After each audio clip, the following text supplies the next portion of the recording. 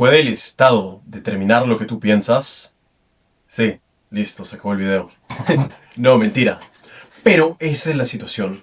El proceso de culturización más la propaganda política puede servir para direccionar la forma de pensar de los individuos y transformar los parámetros de lo concebido como bueno o malo.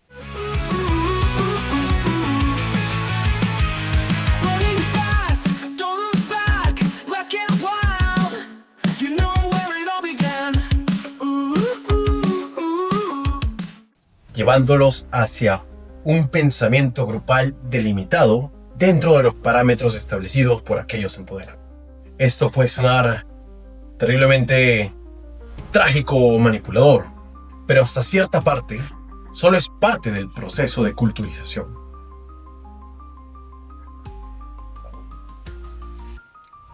La transformación del pensamiento por parte de los estados es una realidad histórica innegable. Tenemos ejemplos grandes y terribles en donde toda la maquinaria propagandística de la nación sirvió para reorientar el enfoque social hacia ciertos objetivos específicos, respondiendo claramente a las necesidades y a las vulneraciones que tenía la población en su momento. Un ejemplo claro es la Alemania durante la Segunda Guerra Mundial, donde el enfoque fue tan transformativo que llevó al mundo hacia el borde de la destrucción en más de una ocasión. Posteriormente, también tenemos el ejemplo de la China comunista, que fue capaz de reorientar toda la estructuración social, histórica y tradicional, alejándolo del confucianismo clásico hacia el enfoque comunista más científico. Entonces, la transformación social por parte de los grupos de poder es posible, es una realidad innegable. En este sentido, conviene estudiar uno de los ejemplos más recientes que ha tenido un efecto bastante curioso: Corea del Norte. El surgimiento de Corea del Norte como Estado-nación es problemático en relación con la influencia de la manipulación social mediante la propaganda desde un inicio.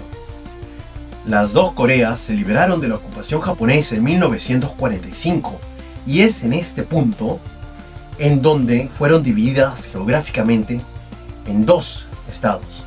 Cada parte tenía un tinte ideológico distinto y una concepción distinta sobre cómo ejercer la práctica de la política, la aplicación del poder y la importancia de la seguridad nacional. Todo esto sucede en el contexto de la Guerra Fría, una época terriblemente negativa para los estados con menor poder, que se convirtieron en el tablero de juego para las grandes potencias, muchas veces siendo víctimas de las guerras proxy en su territorio, donde un grupo elegido democráticamente era amenazado por un grupo insurgente, que era sostenido y sustentado por la otra potencia, y de esta manera tú podías ver subidas y bajadas en cuanto al poder político dentro de la región. La Guerra Fría en sí fue una guerra de desgaste económico, que llevó a las grandes potencias al borde y polarizó al mundo. La política exterior, desde un punto de vista ya dentro del realismo clásico, responde al deseo de las potencias más fuertes. Esta es la definición de poder: el deseo de seguir existiendo y el interés por prevalecer económicamente son el egoísmo y el deseo de poder de Morgenthau, explicado en acciones que ahora están grabadas en la historia. Este es el intento de los Estados Unidos de imponer su voluntad sobre el resto del mundo, y el intento de la Unión Soviética de hacer exactamente lo mismo, que crea un escenario de fricción terrible. En este contexto, la Guerra Fría se convierte en una guerra ideológica. Una guerra ideológica no es otra cosa que un combate entre narrativas. Un combate de ideas y de teoría que expliquen y justifiquen el actuar de las potencias, de los actores internacionales en el tablero. Y acá sirve mencionar una cita bastante coherente: la capacidad de persuasión de una teoría depende en parte de qué tan plausible parezca su explicación de la política internacional en un momento dado en el tiempo. Esto lo dice Farid Kahat en su libro de seguridad. Una guerra de narrativas es también una guerra de influencia sobre la mente humana. Los pensamientos del individuo son formados por la sociedad en donde se desarrolla, de manera casi similar a lo que vendría a ser una programación mental. El ciudadano es capaz de fundamentar virtualmente casi cualquier idea que pueda tener en su mente. Esto lo explica Robert Anton Wilson en su libro Prometheus Rising, o Prometeo Ascendiendo, que va básicamente de la siguiente manera. Para cuestiones de análisis se divide el funcionamiento del cerebro en dos partes específicas: el pensador y el comprobador. El pensador tiene la función de pensar virtualmente cualquier cosa, cualquier idea, por más loca o arriesgada o no coherente, lo va a pensar. Y el comprobador es aquella parte la cual en el centro semántico del cerebro se va a encargar de encontrar evidencias en la realidad y justificar el pensamiento. Entonces, esto nos lleva a un ejemplo donde había una conferencia y un científico está hablando sobre el origen del universo. Y viene una anciana después de la conferencia y le dice: doctor, su conferencia está muy bonita, pero tiene un error. El mundo está encima de la espalda de una tortuga gigante. Y el doctor, en vez de burlarse, en vez de criticar a la anciana, le pregunta: ¿sí? ¿Y sobre qué está la tortuga gigante? Y la señora le responde: obviamente sobre una tortuga más. It's turtles all the way down. Tortugas hacia abajo. Todo el camino. Y esto es el eje funcional de este análisis. El ser humano es capaz de moldear el pensamiento. Es capaz de pensar virtualmente cualquier cosa, particularmente en ideologías políticas. Y una vez que el proceso está solidificado, es capaz de fundamentarla con justificaciones lógicas y precisas, que lo hacen ver como algo real. Es por este motivo que históricamente los estados han usado las narrativas para ganar el apoyo de la población. Herramientas como la religión o el orgullo nacional se convirtieron en las estrategias de cohesión social por excelencia. A nivel estado, esta guerra de narrativas hacía que las potencias buscaran que un estado soberano ajeno a ellas defina el actuar de su política interna y externa bajo los conceptos y teorías delimitadas por las potencias. Estas medidas se vieron potenciadas por el uso del soft power, la amenaza nuclear de la época y la aplicación de políticas económicas relevantes para determinar la alineación de los estados en cuestión. Es en este contexto histórico que la propaganda política adquiere una dimensión de defensa, porque era necesario proteger ideológicamente al pueblo en contra de las ideas ajenas que pudieran ser perjudiciales para el gobierno, para la estructura gubernamental nacional interna. Entonces sí, obviamente, las ideas ajenas a tu enfoque nacional son peligrosas. Las ideas son peligrosas. Siempre lo han sido y siempre lo serán. Es más, era importante construir un sentido de identidad nacional e identificación con la teoría política que el Estado seguía, para garantizar de esta forma la lealtad del pueblo y asegurar su predisposición a sacrificios a favor de la idea. Richard Dawkins, en su libro The Selfish Gene, durante la década de los 70, define el meme o meme como la unidad de transferencia informática más pequeña y lo compara con un gen o un gene. Meme, gene. La capacidad de transmitir información, ideas, de menor manera posible, hace que esto se expanda como un virus. Y acá es donde entra todo el asunto de la guerra cultural. Los memes son transferencia de ideas, y las ideas, como virus, se adentran en la mente, y entran con risas, entran con chistes, y la gente no se da cuenta. Pero eventualmente, estas asociaciones ayudan a formar sus percepciones y opiniones, y en el aspecto político, esto se convierte en el poder de direccionar a la gente. La manipulación social por parte del Estado es una constante de la época analizada. La herencia de la Alemania de la Segunda Guerra Mundial, el ataque hacia Pearl Harbor como un justificante de retribución justa para que Estados Unidos entrara a la guerra, y la Europa radial de Churchill y de Gaulle. Durante este periodo, las ideas estaban vivas, estaban ardiendo, luchando por pegarse a los cerebros de las personas. Es en este contexto que Corea del Norte nos presenta una evolución de esta práctica, llevada al extremo de la opresión, respondiendo a los designios egoístas y quizás narcisistas mesiánicos del líder. Pero a su vez responde a la necesidad de mantener a una población tranquila y unificada ante constantes amenazas a su cohesión y existencia como Estado. Y recordemos que la supervivencia del Estado es uno de los factores más predominantes en la política internacional.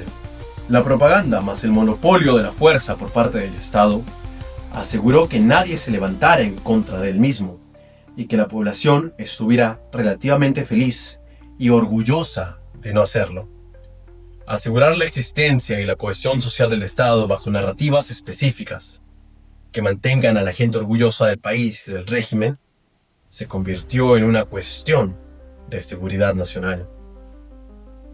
Se construyó una nueva identidad, independientemente de la parte sur, ahora separada. Se trató de construir un orgullo nacional mediante historias, rumores y cine, intentando que de esta forma los ciudadanos apoyaran al régimen y al líder, como lo hacían los héroes de sus películas. De esta manera se esperaba reducir las posibilidades de sublevación y también adoctrinar a las futuras generaciones, haciendo de su concepción de la realidad una en donde la fuerza y la justificación del régimen era absoluta. Es entonces que la redefinición de la realidad por parte de un Estado se convirtió en una necesidad para mantener su existencia como Estado, al funcionar como separador e identificador del pueblo para con sus vecinos semejantes, y como constructor de una identidad nacional cuyo fin era promover la grandeza del líder. Ideas como virus que transforman la percepción y redefinen la realidad. Grant Morrison nos dice que la bomba, antes de ser una bomba, primero fue una idea. De la misma manera, las grandes estructuras psicosociales, las estructuras políticas, las ideologías que impregnan nuestras vidas, tienen su origen en el plano inmaterial de la concepción mental. Es decir, antes de que cualquier cosa se manifieste o se encarne en el plano material, primero fue una idea. Y después de eso, mediante diferentes procesos cognitivos y evolutivos, se solidifica y se convierte en algo que podemos llamar real. Creo que hay niveles de realidad. Pero esto se conecta con la idea platónica de que quizás la idea de la silla no es la silla en sí. En vez de eso es nuestra percepción subjetiva de lo que es una silla, encajándolo en los parámetros de acuerdo a todas las sillas que nosotros hemos comprendido. De la misma manera, decimos que un objeto o un fenómeno percibido no es el fenómeno en su totalidad o en su completud, como menciona Hegel, sino es solo nuestra percepción subjetiva de una realidad probablemente objetiva, pero se subjetiviza al ser percibida. Richard Dawkins, en su libro The Selfish Gene, nos menciona que el gen, o gene en inglés, es la unidad mínima de transmisión genética. De la misma manera, un meme o meme, como lo conocemos, es la unidad mínima de transmisión informática o ideológica. De esta manera, las ideas se pueden inyectar de manera sutil y contribuir a la transformación de la percepción y a redefinir los parámetros de realidad percibida por parte de los miembros de un grupo social común. Y un grupo social común va a reforzar los parámetros sociales aceptados para que la gente encaje. El sentido de pertenencia es una de las gomas de cohesión social más potentes que existen. Todos quieren pertenecer, nadie quiere ser excluido, e incluso cuando los excluidos son excluidos, encuentran sus propios grupos entre excluidos y mantienen una cohesión social dentro de esos grupos. También afirma bastante lo que es uno de los principios de influencia de Cialdini: prueba social. Si todos lo hacen, entonces debe ser lo correcto. El Estado norcoreano utilizó la transmisión ideológica a través de la propaganda y la socialización para redefinir los parámetros sociales aceptados en su país y redefinirlos en un contexto favorable para el régimen y la dinastía. Las ideas buscan expandirse, aún sin solidificarlas como seres vivos. Podemos observar que históricamente una idea lo suficientemente fuerte encontrará formas de crecer en las psiquis humanas. Observamos también que los grandes mecanismos de control social por parte de los estados son ideas que se han expandido y se han impregnado en la sociedad, manteniéndola dentro de sus parámetros, como si se tratara de una especie de goma metafísica. El cristianismo, el nazismo, el comunismo son herramientas de cohesión social. Las ideas sobre el líder Kim Il-sung, Kim Jong-il, Kim Jong-un y sobre el Estado coreano fueron fabricadas con la intención de resocializar al individuo mediante una nueva aculturización. Y recordemos que Robert Anton Wilson en Prometheus Rising nos menciona que la aculturización es el control mental. Entonces, este proceso de aculturización que se da por parte de la sociedad es lo más cercano que nosotros podemos tener a un control mental y lavado de cerebro. Extirpando el estigma del nombre, nos estamos refiriendo simplemente al proceso de socialización del individuo dentro del núcleo social. Wilson dice que la mayoría de las personas crecen como réplicas bastante exactas de la generación anterior. El proceso de crianza es fundamental para definir las opiniones y disposiciones ideológicas del individuo cuando éste llegue a la etapa adulta. La redefinición de la realidad por medio de la propaganda, historias y películas puede haber resultado fastidioso para los adultos y las primeras generaciones que existieron bajo el régimen. Pero para los niños que crecieron viendo esas historias y actuando dentro de lo que sus padres eran obligados a hacer, es posible que la situación de apoyo se produzca de manera voluntaria. Las ideas impuestas por propaganda estatal se expanden y llegan a todos los niveles de la sociedad. Los ciudadanos son obligados a actuar de cierta manera por miedo a las consecuencias. Nos dicen en Atrocity Guide que cada mañana los himnos eran transmitidos por parlantes para despertar a los ciudadanos y despertarlos y prepararlos para los trabajos que se avecinaban. En el proceso de socialización de las nuevas generaciones, los niños aprenden a definir el bien y el mal en términos de lo que el Estado define como correcto. Como consecuencia, en la generación actual es posible encontrar apoyo al régimen que parece haber surgido de manera natural. Esto se da porque para estas personas, esa es la manera en la que se ve el mundo. Esto es lo correcto. Es la dinámica del pensador comprobador del cerebro. El pensador puede pensar virtualmente cualquier cosa, y el comprobador encontrará justificaciones que prueben la veracidad de ese pensamiento. Es lo que hace la mente humana. Siempre encuentra pruebas de que nuestra percepción del mundo es la adecuada, cambiando, en consecuencia, la percepción de la realidad. Redefinición como un hecho necesario para la seguridad nacional. Sun Tzu mencionaba que los habitantes son la base del país.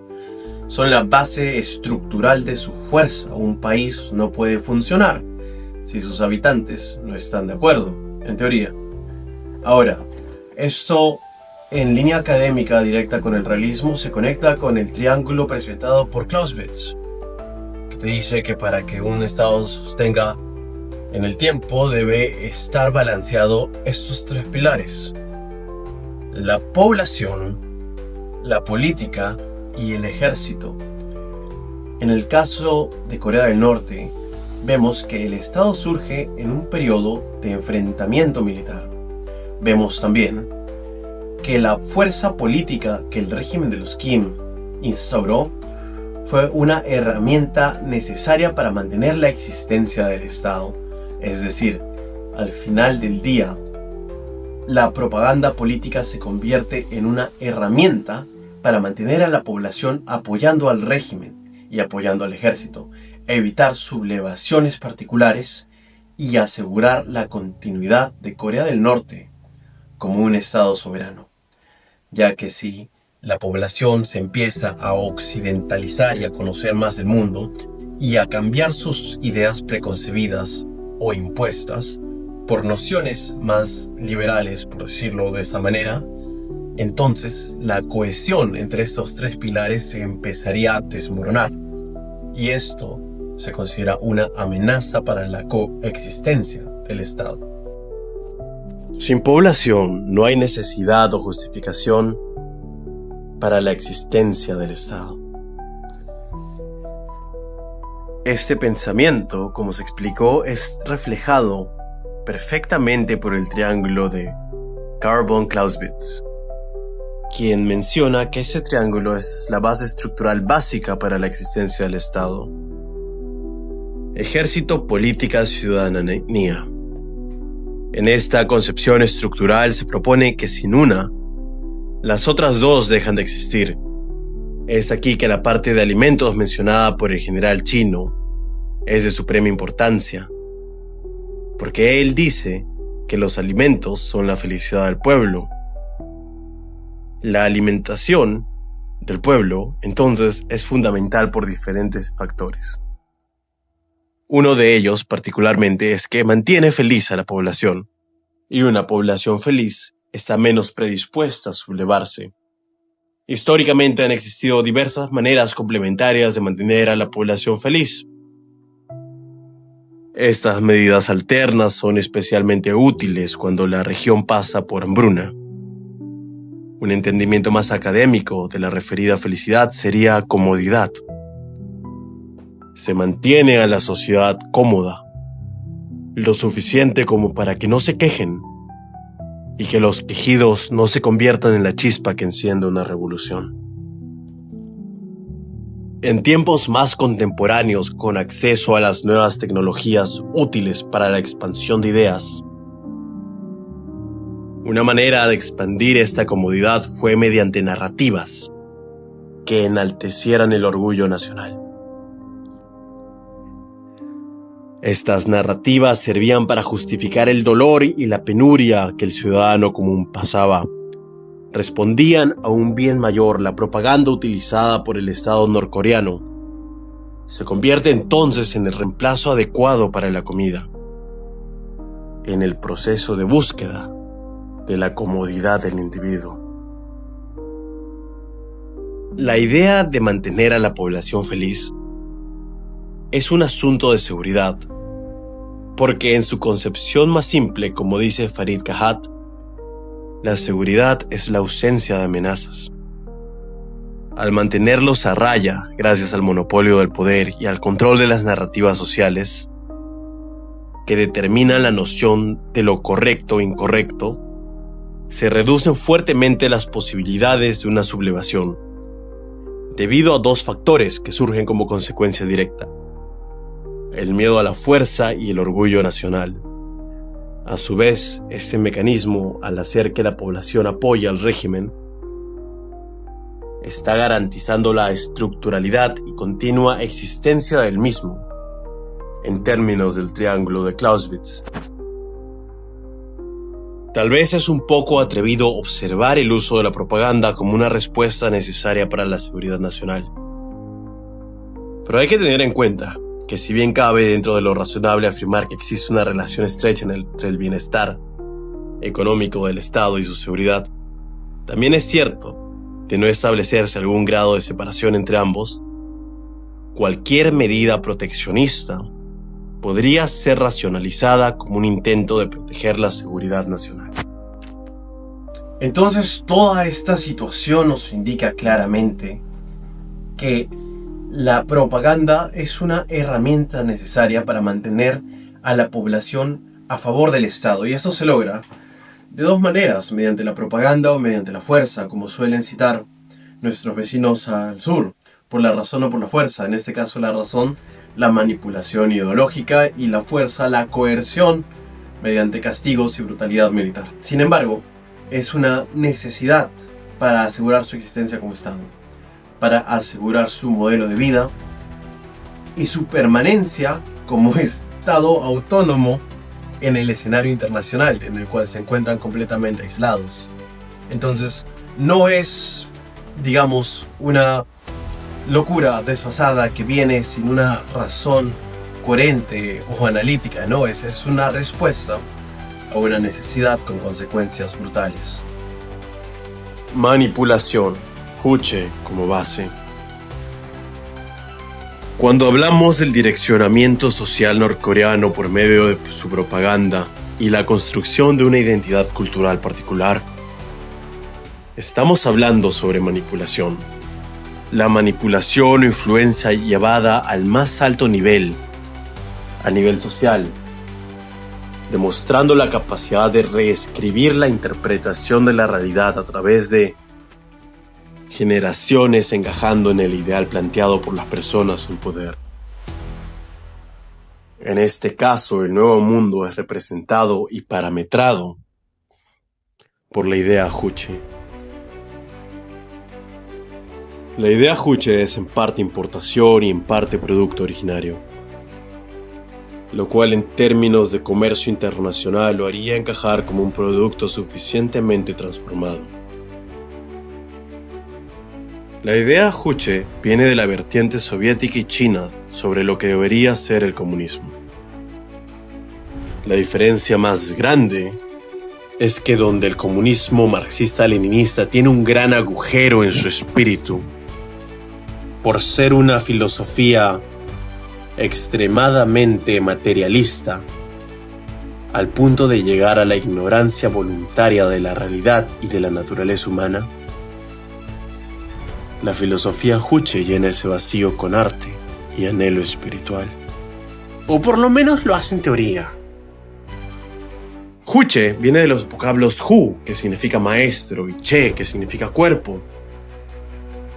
La palabra junta significa ser el maestro de uno mismo. Es un pensamiento que empodera al pueblo, pero a diferencia de la concepción occidental del empoderamiento, este tiene un enfoque más comunitario. Como nos dice la guía del museo en el reportaje de Unreported World, si uno cree en la gente del lugar y se apoya en ella, deberíamos conseguir el universo. Pero si nos abandona, siempre fracasaremos. Este componente comunitario es particularmente característico de la cultura asiática y nos presenta un contraste sublime cuando lo comparamos con ideas surgidas en Occidente. Una comparación curiosa que surge en Occidente en un contexto temporal histórico similar es la idea del telema de Aleister Crowley en la década de los 40.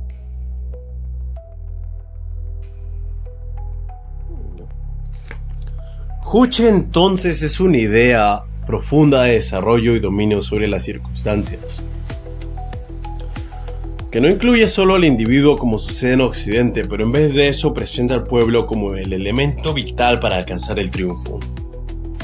Podemos observar clara herencia del confucianismo en esta idea. Al poner su enfoque en los tres pilares, trabajador, granjero e intelectual, el Juche se convierte en una filosofía infecciosa que llega a casi todos los aspectos de la vida en sociedad. Se expande y está presente en todos los niveles y actividades que te podrías imaginar. Los Kims, por su parte, se convirtieron en sinónimos del Juche y la lucha, y su éxito también es el éxito de la sociedad norcoreana. El Estado norcoreano entonces es una sociedad de control total, con dos principales brazos de manipulación y coerción. La manipulación social y el poder militar por un lado, el Estado te domina al tener el monopolio de la fuerza.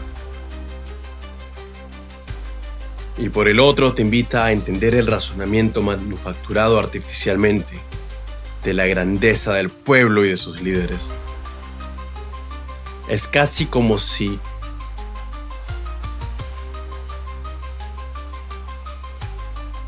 la manipulación del pueblo y la cultura en Corea del Norte es entonces manipulación e influencia al más alto nivel. Sus mensajes están perfectamente empaquetados en narrativas, historias y palabras particulares que se repiten una y otra vez, creando un efecto casi hipnótico. Robert Anton Wilson, que estudia la interpretación de la realidad social por el individuo, diría que se trata de un lavado de cerebro.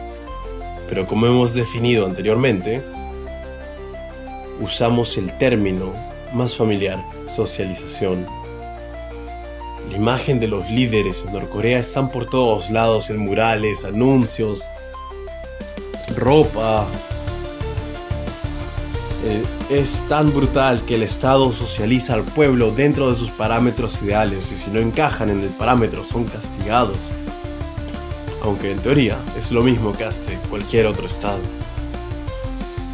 Regresando por un momento al triángulo de Clausewitz, gobierno, población, ejército, podemos ver cómo el Estado ha dominado a la población a través de la propaganda y a través del ejército, para así lograr sus objetivos particulares.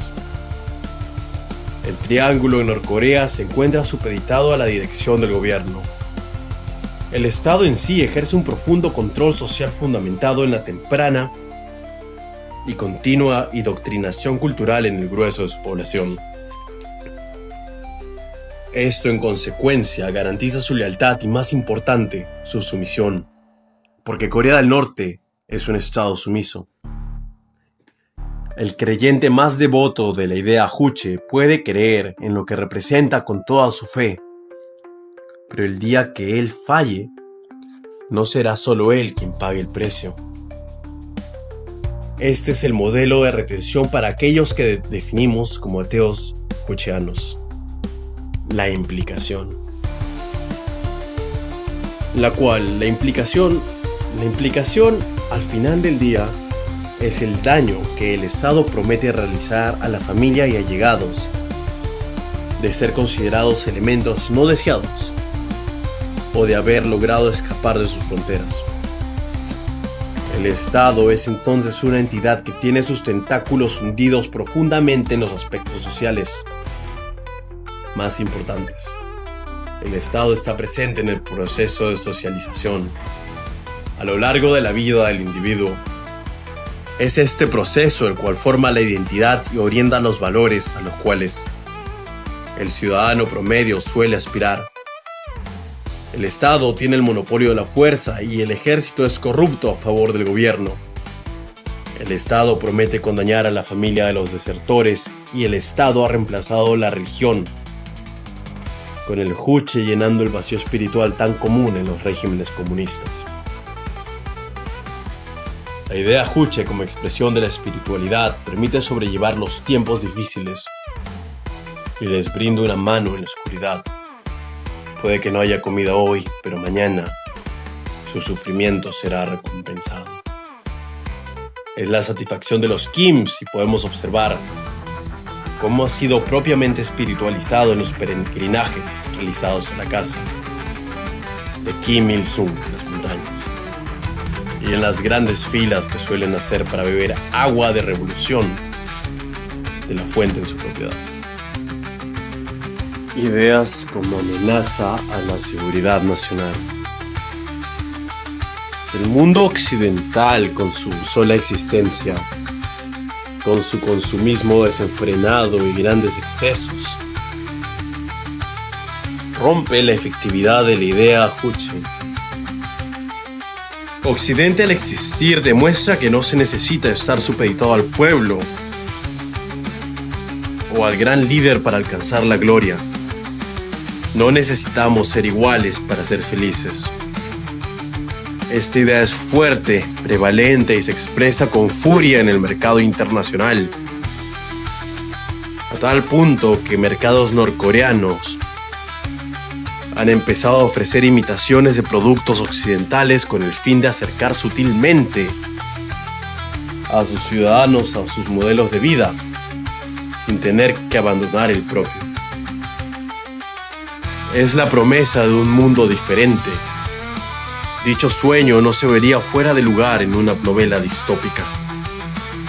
Sin embargo, para muchos norcoreanos, ese sueño de alcanzar la libertad algún día es lo que les permite aguantar los abusos e injusticias.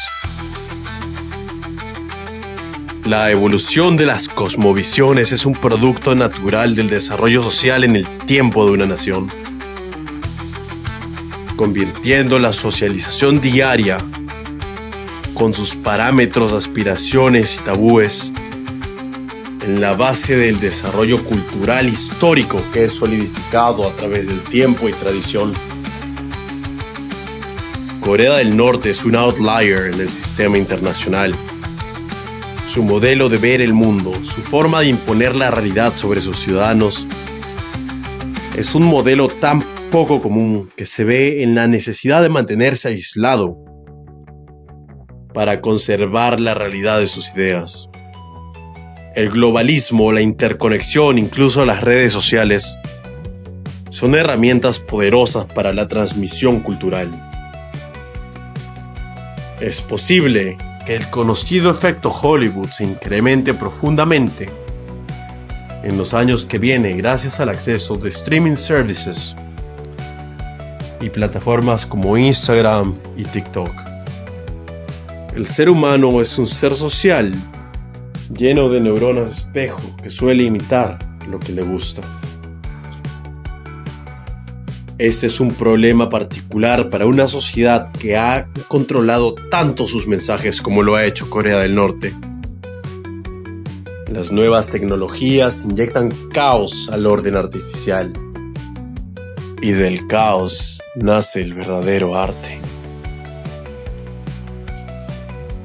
La manipulación de masas e ingeniería social llevada a cabo en las últimas décadas por el gobierno norcoreano es un modelo que se podría mantener si es que diferentes grupos de poder consiguieran acceso a plataformas que le otorguen una voz particular para expresar sus puntos de vista individualista y ajenos a las nociones aceptable e inaceptable impuestas por el Estado.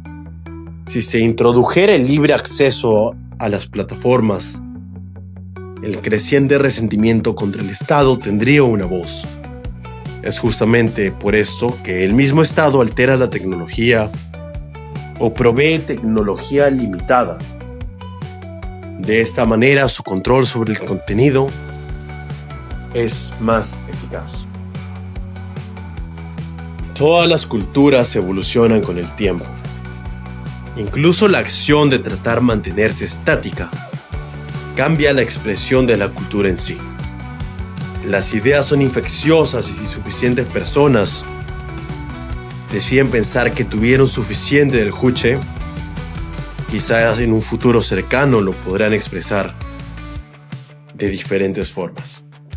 Morgenthau nos explica que la política y la sociedad están supeditadas a la naturaleza humana, de la cual se derivan las leyes objetivas particulares. Una de las leyes más profundas de la naturaleza humana es que la única constante del ser humano es el cambio. En el aspecto político, esto se presenta con la evolución del pensamiento político y los diferentes sistemas de gobierno que han surgido y reemplazado cada vez al sistema antiguo.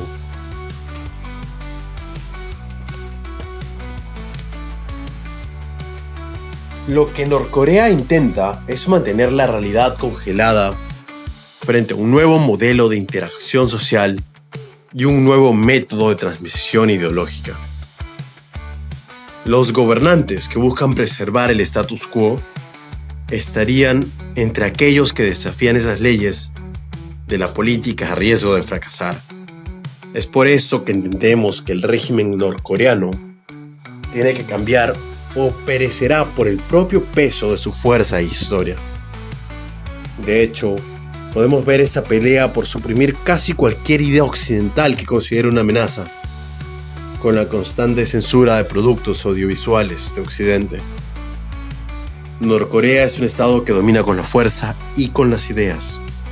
Si una idea es más fuerte que la que ellos venden, estarían perdidos.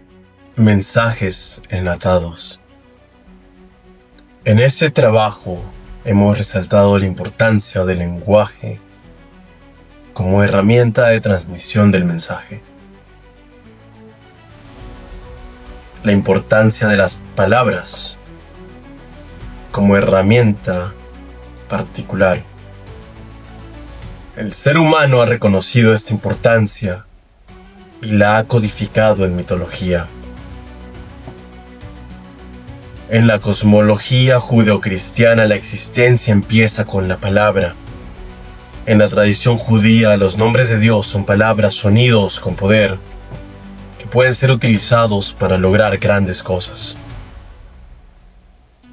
Para los egipcios, el gran Thoth derivó el lenguaje del sonido de las aves. Los griegos consideraban a Hermes como el portador de los misterios y sabiduría. Él tenía el poder de comunicar los mundos de los dioses con el mundo de los humanos. Era un psychopomos porque también comunicaba con el inframundo.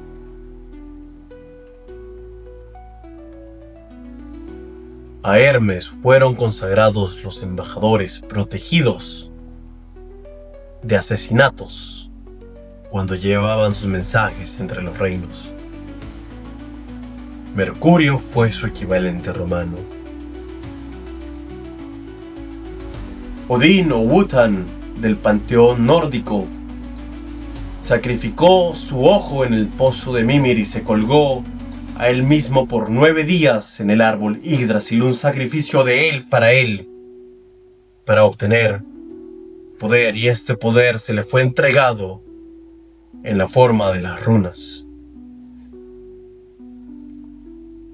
Letras, palabras. La psicología moderna ha rescatado esta noción a través de las diferentes ciencias que han marcado su evolución. La hipnosis ericksoniana, el psicoanálisis y la programación neurolingüística nos dan ejemplos de palabras utilizadas para fomentar cambios mediante influencia o manipulaciones. En otras palabras, palabras con poder o mensajes cargados emocionalmente con el fin de influir en el receptor.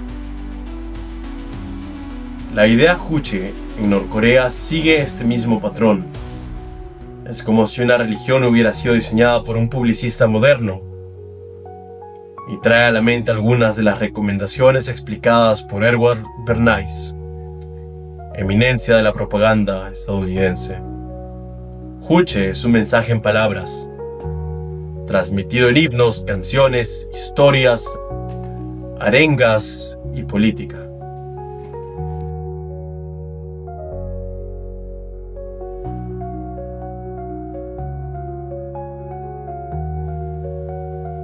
Finalmente, esta es la situación con Corea del Norte.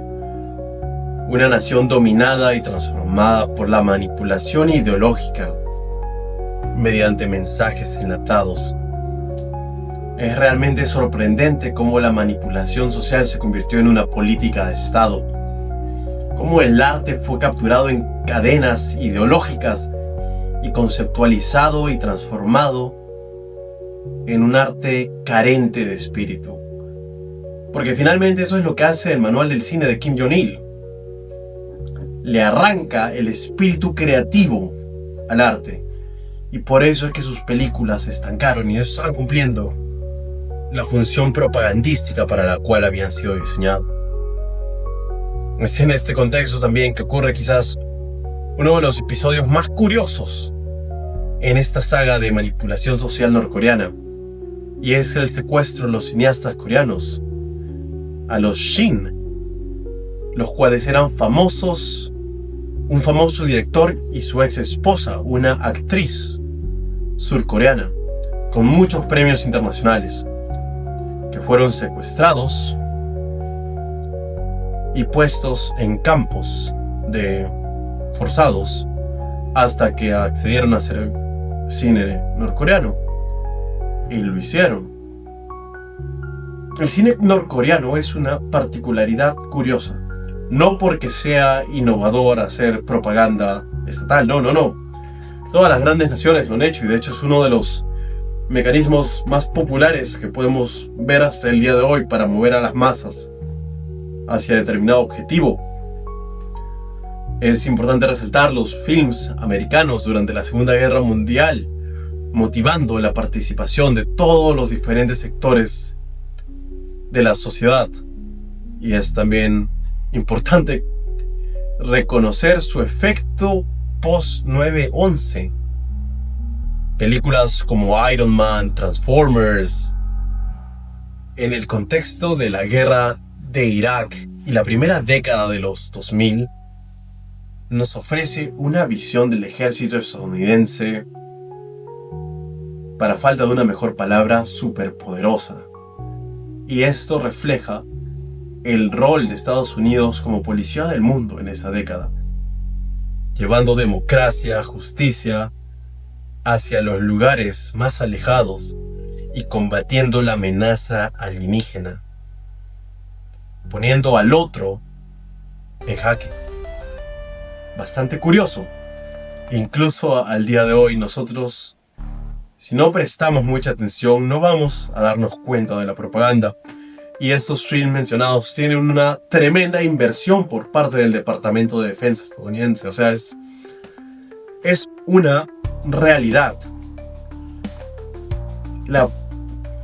El cine es una de las mejores herramientas de la propaganda. Y es en esta misma línea que Norcorea busca hacer una copia de Godzilla, y lo llaman Pulgasari, dirigida por Shin. Pulgasari es un lagarto, es un monstruo que crece mientras más metal come, y al final es una metáfora del Estado coreano, porque salva al pueblo de una amenaza. Pero lo que nunca pudieron arreglar en el cine norcoreano fue la sutileza, ya que los héroes siempre tienen que dar su mensaje o su moraleja al final. Casi como en el episodio de Rosa Parks de Doctor Who, que es probablemente uno de los peores episodios, porque no es nada sutil. El manual del cine de Kim Jong-il menciona que todo arte debe tener una semilla, y la semilla debe estar cubierta de ideología. Y eso es lo que eventualmente mata al cine y hace que su propaganda no sea tan efectiva como ellos esperaban. La definición de la realidad por parte del Estado es una realidad objetiva, comprobable y medible. Y lo curioso, queridos amigos, es que no pasa solo en Norcorea. No, todos somos víctimas de direccionamientos e influencia en lo que es nuestro comportamiento y nuestra definición de los parámetros bueno, malo, correcto, incorrecto. Todo se mueve de acuerdo a lo que define la gente en poder y de lo que la sociedad acepta como verdad o correcto. Y me parece absolutamente genial. Me parece absolutamente genial y brillante que puedan haber herramientas para direccionar la cohesión de la sociedad hacia un mejor objetivo. Claro que este elemento brillante se convierte en terrible cuando el direccionamiento es hackeado y convertido en una herramienta para la sumisión, para la tiranía y para la promoción de cosas injustas que atentan contra la dignidad del ser humano. Entonces, yo los invito a abrir bien los ojos y ver los direccionamientos en nuestras propias vidas. Y a suscribirse, por supuesto.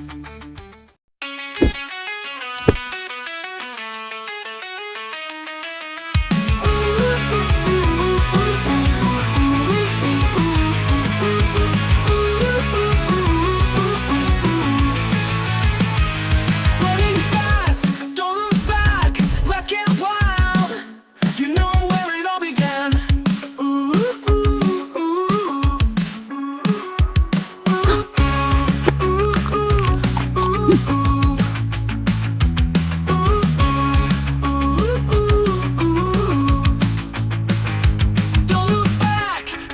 track.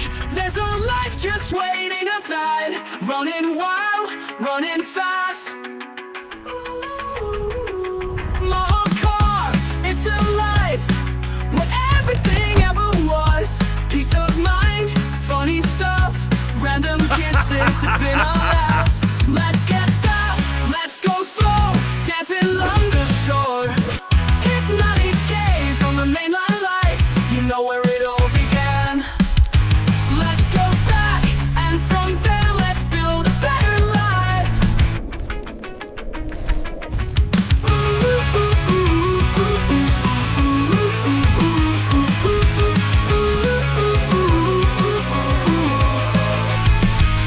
Don't look back, get on track.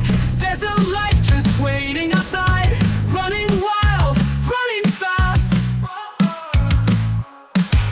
Model car, it's a life where everything ever was. Peace of mind, funny stuff, random kisses, it's been a laugh. Let's get fast, let's go slow,